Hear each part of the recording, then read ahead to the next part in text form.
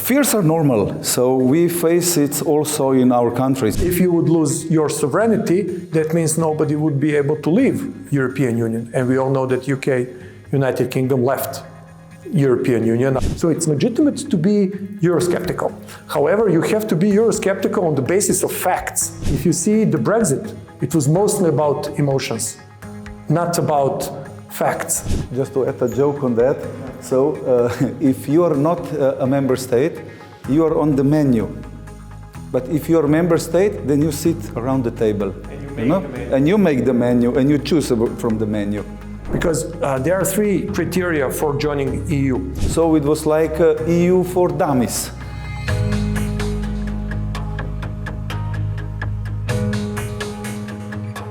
Hello, Nicoleta. I'm Primož Vehar. I'm coming from Slovenia, and I am a team leader of EU-founded project here in Moldova, which is supporting EU integration efforts of Moldova. My name is Vladimir Međak. I come from Serbia. I'm a legal expert, short-term expert on the project, and expert on accession negotiations. Well, I would like to ask you about the European integration which Moldova is passing now. And the first question will be, what fears did the citizens from your countries had about the European integration? Because here in Moldova now, there is a false claim that sounds that if European will come in Moldova, the people will lose their lands. So if you can tell us something about that. Yeah, it's interesting that you start this discussion with fears. So, but I understand living here in Moldova for several years that this is an issue. Fears are normal, so we face it also in our country. So we joined already in 2004, but in 10 years before, besides all the benefits which government and we were all the time underlining, like economic growth, more employment, new working posts, new investments, better roads, investments coming and so on, were also fears. The main was regarding losing our national identity. We are a small country, 2 million citizens, unique language, unique culture. And it was like, it was said, Europe, it's a melting pot, so we will all speak English on the end, or German, and we will lose our identity, what we fight through centuries. And it all showed that it was false, because Slovenian language is one of the official languages now. We have official journal coming in different series every day in Slovenian language. Our representative speaks Slovenian in European Union, so I would say it happened just opposite. Our role and our language and cultural identity even strengthened. And fears among rural population was, for example, we have tradition for New Year, for Christmas, to slaughtering, you know, the pigs and make sausages and all that this will be forbidden in EU, that they will have to go to special slaughtery house with your pig, and then you will get already done sausages out and meat and such things, which is of course nonsense. These old centuries, old habits still remain, and nothing was forbidden. Of course, for private purposes, not that you have industry and you do whatever. This is different. Or for producing domestic schnapps, as we call it, also that will be forbidden, that you produce from apples and pearls and plums domestic spirits, and of course you can do that, like now, but not on big quantities, for domestic production and so on. So these fears showed that were mostly not very justified regarding that. So. Well, this list of fears literally looks like coming from the same playbook. Like this is copy-pasted.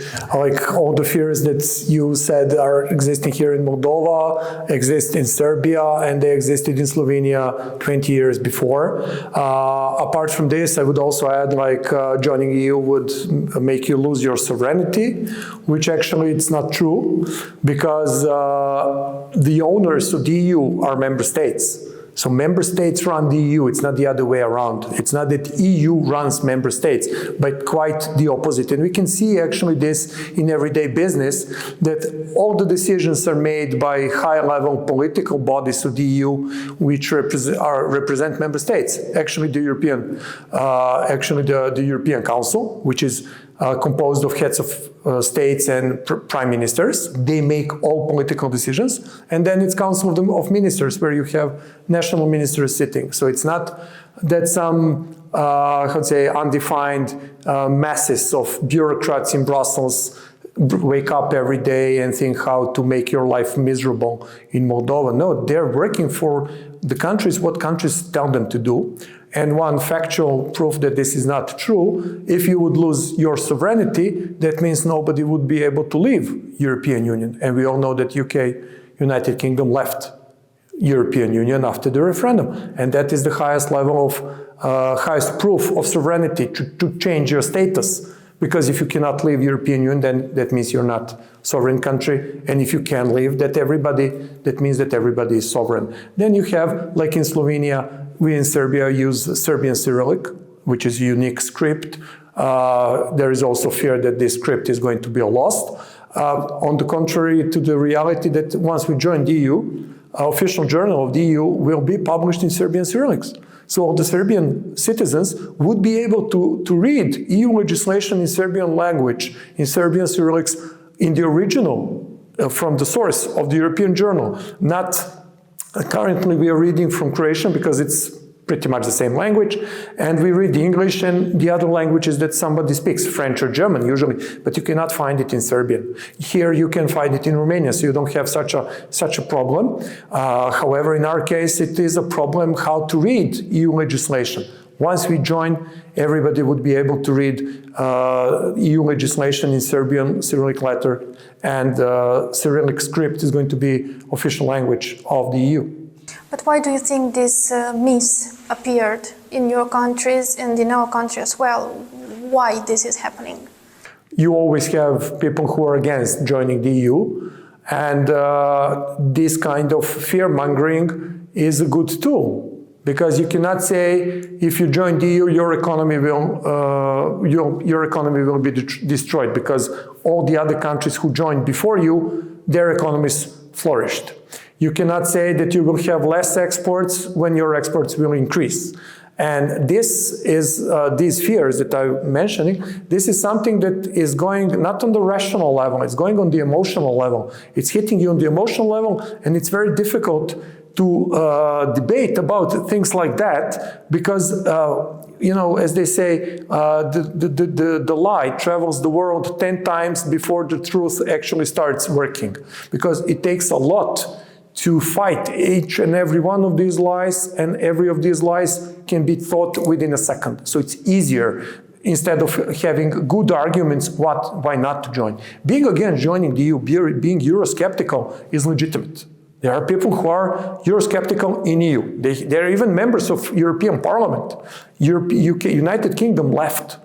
I think it's a bad choice for UK, but it's their choice to make, and it is legitimate. So it's legitimate to be Eurosceptical.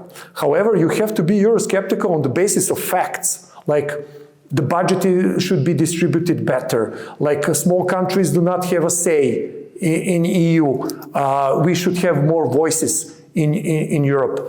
The problem is, when you get into the debate on this level, you can always get a counter response, because this debate is rational debate. When you go to the emotional level, on the emotional level, there is no rational debate. And this is where Euroscepticism actually can win.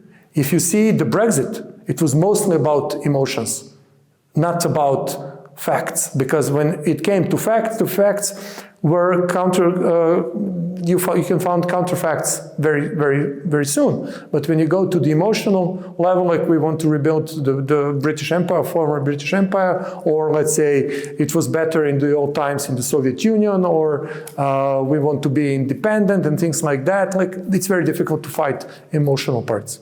And it's also good to compare.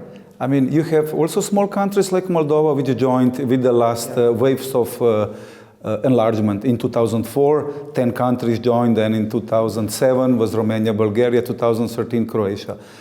You have Baltic states, they were part of Soviet Union like Moldova. So speak with them, ask them what happened, compare economic data, compare employment rates, compare average salaries and all that, and you see with these countries, then you can see Slovenia, Slovakia, Czech Republic, countries which are similar size, and you will see that in every country it was a progress. So GDP raise, foreign investment rate, salaries went up, social protection increased and everything. So there is no country who said we are losers, we lost something, or a situation it's worse than it was. So it's very easy if you compare just facts of similar countries and you can get some answers. So why Moldova should be different? And you mentioned land. So in all countries where fears like old member states are much richer and all that, they will buy all your land and flats and houses and all that. Does it happen in Slovenia? No. Does it happen in Croatia? No. Does it happen in Baltic states? No.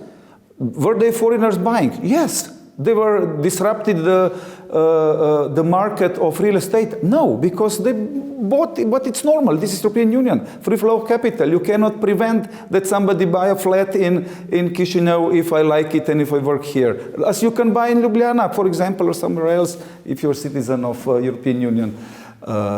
This is how it works. It's normal, but of course it's not a tragedy, and this does not go on big numbers. So it's completely normal. If I may add, one of the most important things is how do you look at EU membership. EU membership is not a goal for itself. EU membership is a tool, and the tool for development of a candidate of a country, in this case Moldova, a tool of protecting your national interests. Because what is current situation in Moldova? Your biggest most important economic partner is EU. Your exports goes to the EU. That means that anything that happens in Brussels, every decision in Brussels, sooner or later will reflect on Moldova and economy of Moldova. And can you influence the decisions in Brussels? Now you cannot. But decisions in Brussels influence you. So the only way you can, as Moldova, influence the decisions in Brussels and raise your national flag there and to protect your interests, economical interests, political interests, any other kind of interest, is to be at the negotiating table. And the only way you can do that is if you are a member. If you are an outsider, you cannot. Like, you have countries who are very much linked to the EU, like Norway, like Switzerland, like Iceland. The one thing that they will always say, what is a result of their position, is that they can only affect partially decision-making process in Brussels because they're not at the decision-making table. So they can lobby, they can ask somebody else to help them, but they cannot influence decisions, and those decisions affect them directly. This also happens with my country. Like, the biggest reason Serbia should join is because we would be at the negotiating table, negotiating things like very practical issues. Like, what is the level of allowed noise coming from internal combustion engines, because we have car producing factory in Serbia. If this is reduced, our car factory might be closed. And who is going to defend our car factory if we are not sitting there? The same goes with any kind of economical activity here in Moldova, which is linked to the EU, particularly when it comes to exports. Just to add a joke on that, so if you are not a member state, you are on the menu. But if you are a member state, then you sit around the table. And you make the menu. And you make the menu, and you choose from the menu. That's a good one. Yeah. So this is particularly important for smaller countries. Okay. For smaller countries like mine, like Slovenia, like Moldova. Because big countries can protect their interests this way or the other, like UK. But even now, when it left the European Union, UK is out of the decision-making process, and it cannot influence the main processes in the continent. And before that, the UK was one of the leading countries in Europe. Now it's outside. Imagine for a small country like yours or mine trying to influence something in Brussels. Yeah, that's true. Well, the second question will be that during the European integration process, what methods did you use to combat misinformation? Well, we didn't have so much misinformation. It was mostly not enough knowledge or not enough awareness what EU brings. So therefore we have a special, let's say, governmental office for information, for dealing with journalists, and also we lawyers from I was from governmental legislative office and so on, help them, and we prepare different brochures. So it was like EU for dummies. What it's EU, how it's function, and these leaflets were sent around and were everywhere available. In every bigger city we have an EU office with information about. Then we make a publication which was also on the internet, whatever you ever want to ask about EU, and there were like questions, can I have piglets at home when we join EU? Can I slaughter my pig? Can I produce my schnapps? How will be with travel? How will be about exporting if you are? So all possible questions for citizens were spread around. We organized also a special bus, which was Eurobus, for example, who was traveling a couple of years around the country. And was every day in another city or village and everything, and there were brochures, people can come and got the brochures about EU, questions about that, what does it bring. They can put questions, I want to know this, and put there on the bus, which have a special box for questions, and this was then electronically answered, and they can read or get directly home answer, and so on. And we joined this bus in different stations, different of us, and helped this office. Parliament was involved very, very heavily, so that members of parliament, which are coming from different parts of the country, of course, they are not all from capital, and people from their parts expect from them to explain, and they ask them, because they have their own office in their constituency, in their place, and we work with parliamentarians, with members of parliament. So we make workshops for them, explain them as governmental officials, what does it bring, what to say, so on. So this was a kind of positive campaign and showing with economic data. So like Moldova, also in my country we have around 70% of external trade, import-export, with the European Union member states, and just 25–30% with others. So similar with you, I checked your data. You have with Russia, you have only around 5% of trade, but with EU you have more than 60, I think around 65, and so on. So this data should be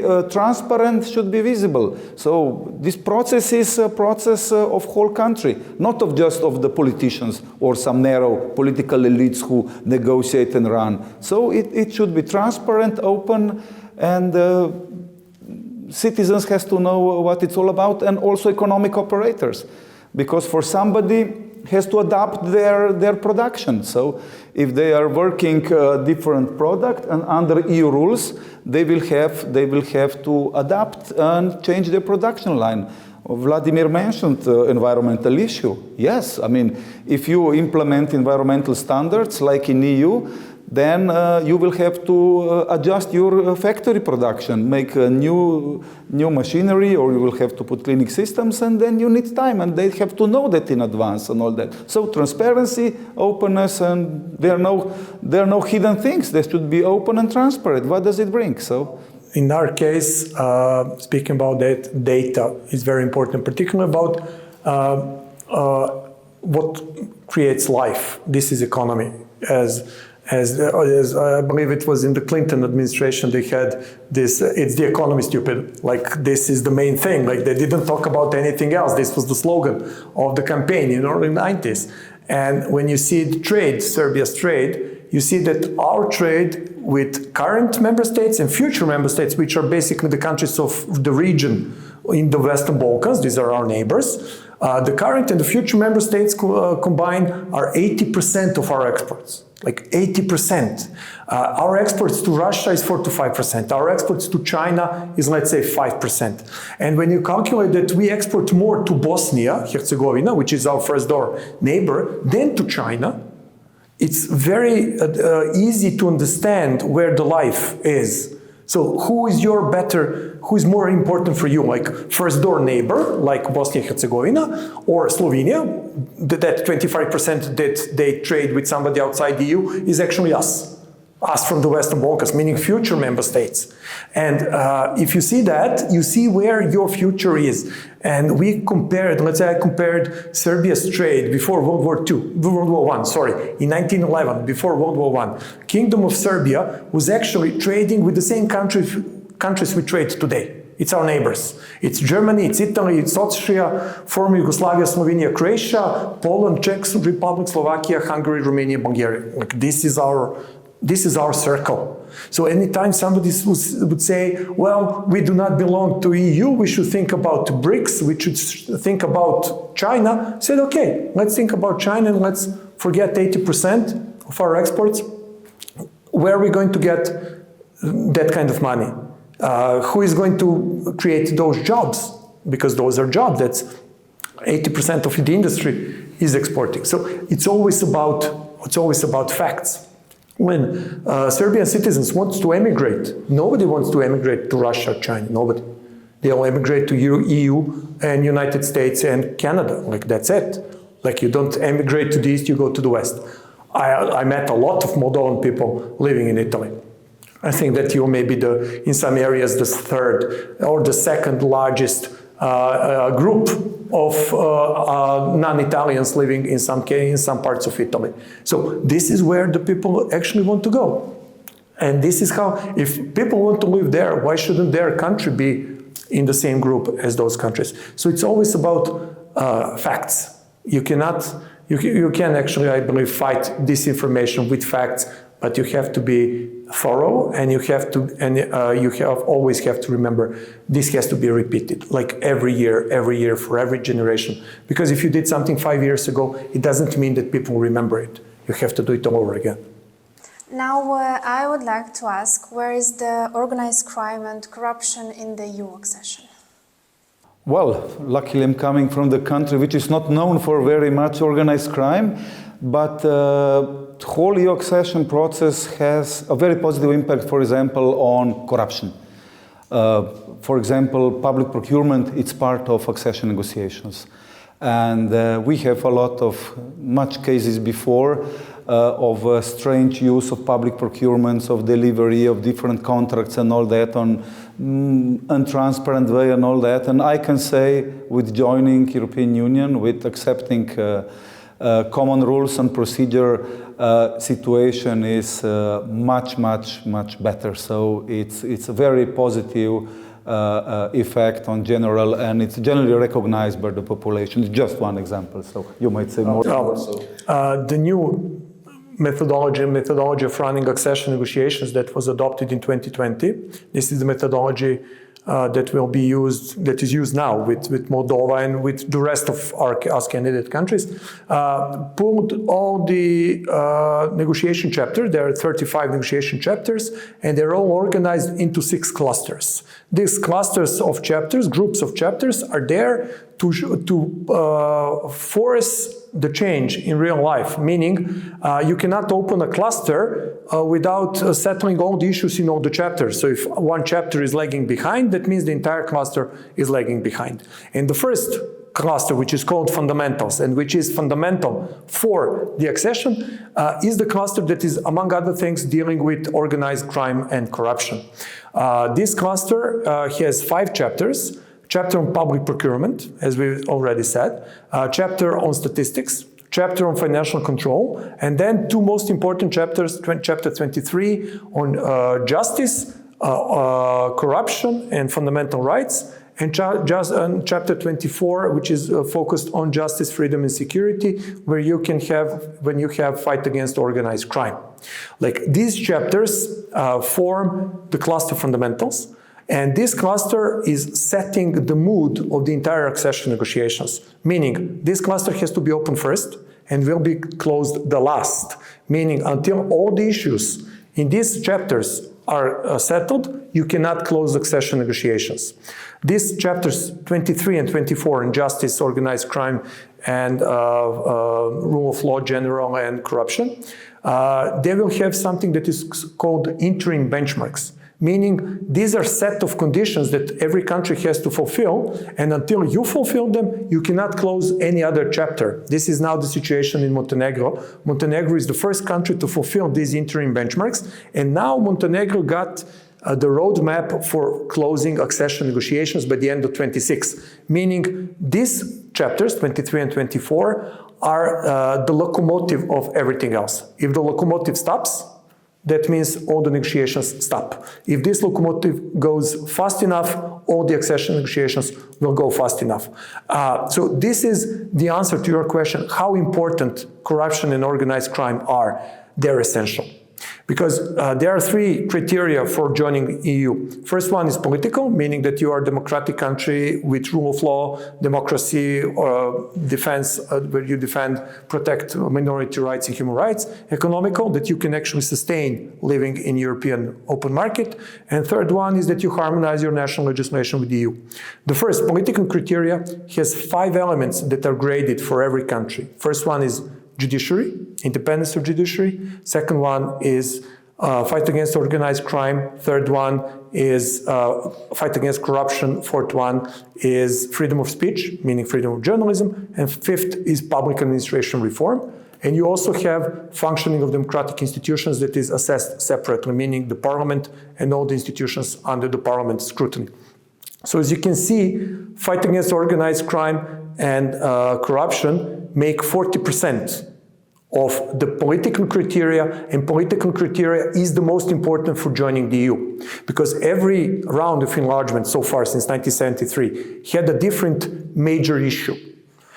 In southern enlargement, let's say Greece, Portugal, and Spain in the 80s, it was about democracy, like anchoring democracy in these countries. In the eastern enlargement, including Slovenia, it was about transforming former planned economy countries into market economy countries. So it was about economy.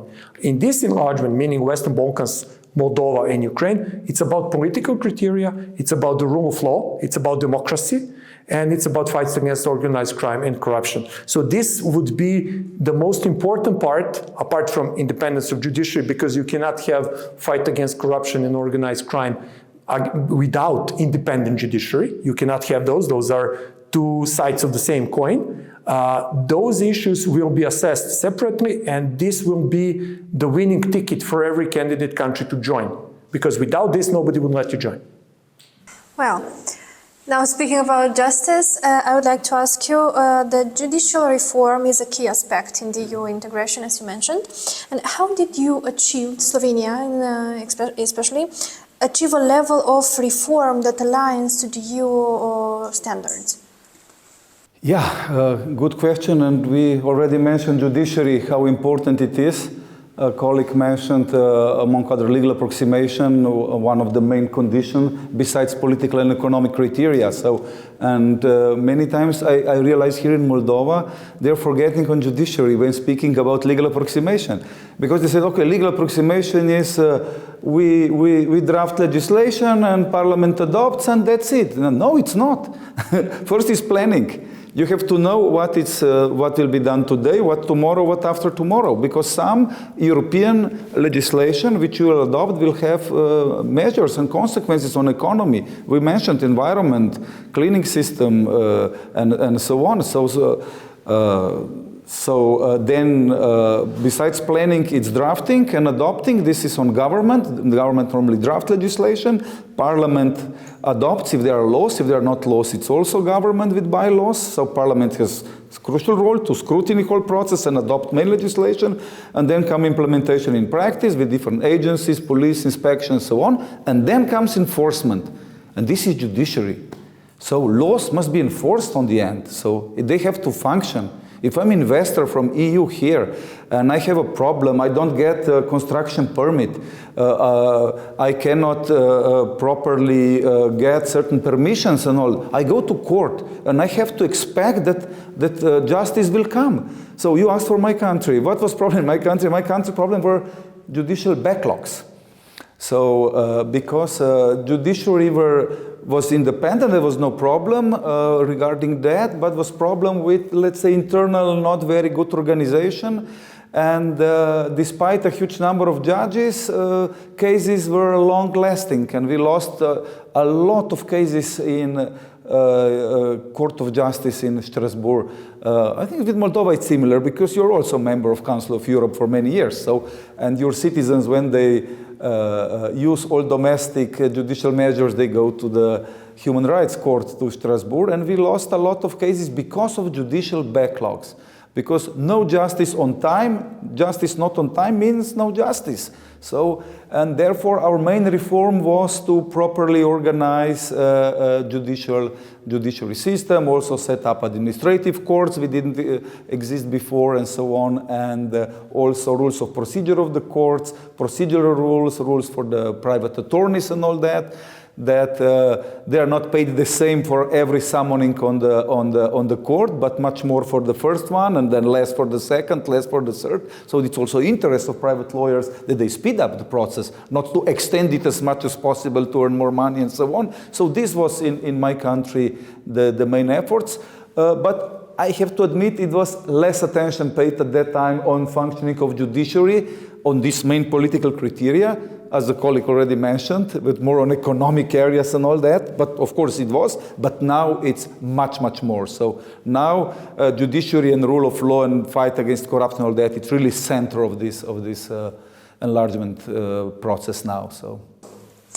Yeah, and another question is, what measures are your country taking to ensure fair and transparent justice system? Well, one of the first issues in Chapter 23, Judiciary, Fight Against Corruption and Fundamental Rights in Serbia, was to establish constitutional and legal preconditions for independence of judiciary. In our case, that was defined by the Constitution. So Serbia had to change the Constitution first, and then adopt the series of judicial laws, 8 of them, in order to align our judicial system on paper, legally, with EU requirements. And this is one of the benchmarks that we were set. This is one of the interim benchmarks for Serbia. And now that we have done that, EU requests us to demonstrate this independence that was given on paper. It has to be demonstrated in practice, meaning high-level corruption cases have to go to court. That means somebody has to be arrested, prosecuted for high-level corruption. And since we do not have those cases, Serbia still did not manage to fulfill interim benchmarks in Chapter 23. And we do not have the roadmap for closing accession negotiations like Montenegro did, because Montenegro changed the system. They started arresting high-level corruption cases in June, actually in the first half of this year, and in June the European Union said, okay, you fulfill interim benchmarks, now you go to closure of the entire accession negotiations, and they made the roadmap with clear steps how Montenegro will close accession negotiations by the end of 2026. Because some of the goals of Montenegro is to finish by 2026, at least 2027. So now they have the roadmap because they have fulfilled these interim benchmarks, and Serbia did reform legal. This is what Primož said, like we adopted legislation, but now this legislation has to be implemented. And in this case, you must have court cases to show that your independent judiciary is actually functioning, because without that, you don't have the proof that your judiciary is independent. And for us, the next step is actually to show that our judiciary is independent and somebody gets arrested, and then we can actually go to implement interim benchmarks and move to closure of the accession negotiations. Of course, we have other issues to solve as well, but in this case, Montenegro is a good example of how this reform in judiciary is actually determining the pace of accession negotiations, because they have implemented this interim benchmarks now in 24, and I believe they got them in 2014 or 15. So it took them 9 years. And after 9 years, when they did what they were asked to do, they got interim benchmark assessment report, they fulfilled these benchmarks, and then they got the roadmap to finish accession negotiations within 2 years. So this is how important it is. It's crucial.